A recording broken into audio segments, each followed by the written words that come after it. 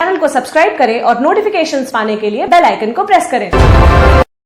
उसे बाजार में भी ठीक ढंग से बेचा जा सके और इसके लिए मार्केट में जाने से पहले किसान को बहुत सारी समस्याओं का सामना करना पड़ता है।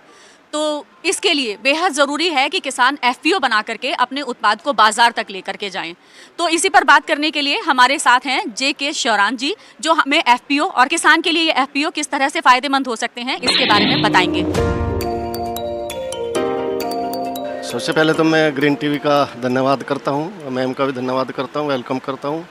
जैसा मैम ने कहा, एफपीओ फार्मर प्रोड्यूस ऑर्गेनाइजेशन या farmer produce company limited, Bharat सरकार का ये प्रयास है कि किसानों को ज़्यादा से ज़्यादा लाभ मिले। 2022 तक जैसे आय दोगुनी करने का है, तो उसके लिए मार्केटिंग की बहुत बड़ी प्रॉब्लम है जो किसान खुद नहीं कर सकता।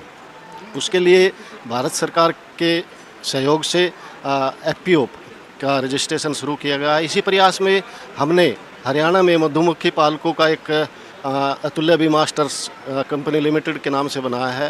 और चूँकि शहद की जो मार्केटिंग है वो बहुत पिछले 2-3 साल से बहुत ही कम रेट हैं, तो इसके लिए हमने जो हमारे शेयर होल्डर है, लगभग 1200 शेयर होल्डर है मधुमक्खी पालक हरियाणा से, उनका जो भी प्रोडक्ट है, हनी है, शहद है, पोलन है, प्रोपालिस है या वैक्स है, वो उनसे लेके जो हमारा रामनगर में integrated bee keeping development centre है वहाँ पे प्रोसेस करा के और फिर एफपीओ का लेवल लगा के मार्केटिंग एफपीओ करती है। उससे पहले जो प्रोडक्ट उनका आता है वो मार्केट से कम 10-15% उनको एक्स्ट्रा रेट दे के फिर प्रोसेस करा के उनको जो भी प्रॉफिट आता है वापस वो शेयर के रूप में उनको मिल जाता है। कितने लोग मिलकर के एक एफपीओ बना सकते हैं? पहले बीओडी और प्रमोटर नॉमिनेट करते हैं, वो कम से कम 9 होने चाहिए। उसके बाद रजिस्ट्रेशन हो जाता है भारत सरकार से कंपनी एक्ट में। उससे पहले भी हम एफआईजी बनाते हैं। एक एफआईजी में 20 का ग्रुप होता है, 20 फार्मर का ग्रुप होता है और उस एफआईजी में 2 नुमाइंदे होते हैं, सेक्रेटरी या प्रेसिडेंट। और लगभग 150 किसान, चाहे एग्रीकल्चर से है, हॉर्टिकल्चर से, मधुमक्खी पालन से, डेयरी से, मशरूम से, 150 किसान कम से कम होने चाहिए।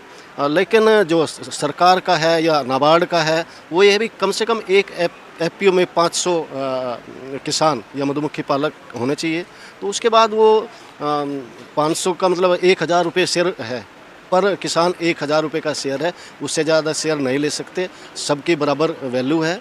तो इसमें ये रखा गया भाई 1000 रुपये के शेयर होल्डर है। अगर 500 हमारे पास है, जैसे हमारे पास 1200 है, तो हमारे पास जो 12 लाख रुपये शेयर मनी के रूप में है। उसके बाद नाबार्ड सेम उसी के बराबर आर्थिक मदद करता है। 12 लाख अगर हम लेना चाहे तो वो नाबार्ड के थ्रू भारत सरकार द्वारा दिया जाता है।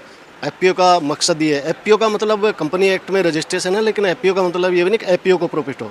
एफपीओ का जो उद्देश्य है वो यह है किसानों को सीधा रेट मिले, उनको जो उनका उत्पाद है उस पर सीधा उनको फ़ायदा मिले।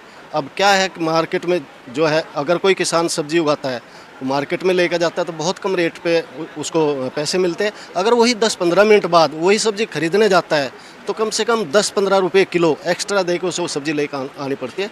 तो इस तरह के प्रोग्राम में भाई सब्ज़ी है, आपके मशरूम है, जो भी है, एक ब्रांड बना के एफपीओ के थ्रू, चाहे वो आपका मशरूम का है, हनी का है या डेयरी का है, एक एफपीओ बना के एक अपना ब्रांड बना के खुद मार्केट करे, किसानों को उनका